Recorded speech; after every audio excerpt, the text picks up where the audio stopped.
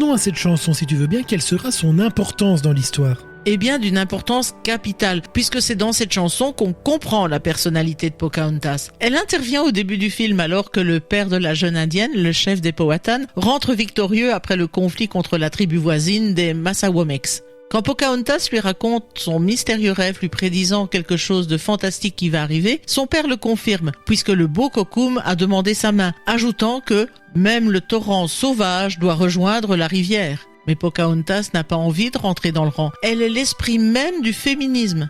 Indépendante, elle veut tracer sa propre voie, ce qu'elle va exprimer dans cette chanson.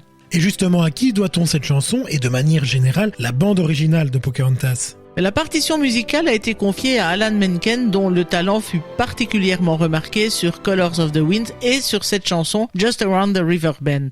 Pour les paroles, après avoir formé un duo mythique avec Howard Ashman, collaboré avec Tim Rice, le voilà maintenant associé à Stephen Schwartz, non sans une certaine interrogation quant au fait d'avoir un collègue compositeur pour écrire les paroles de ses chansons. Le résultat fut pourtant d'une créativité mutuelle renforcée.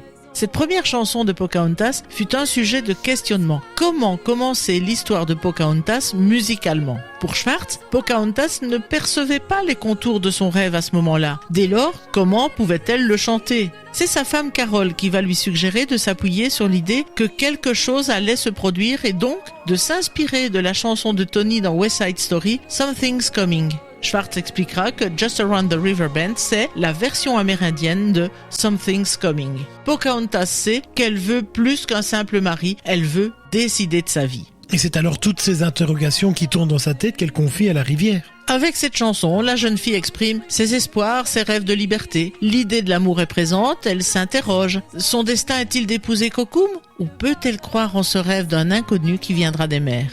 En cela, même si Just Around the River Bend n'est pas un exemple classique d'une chanson I Want, on peut pourtant la qualifier comme telle, car même si le personnage ne veut rien de particulier, elle décrit ce sentiment qu'elle a un autre destin à poursuivre que celui que lui ont tracé son père et sa tribu.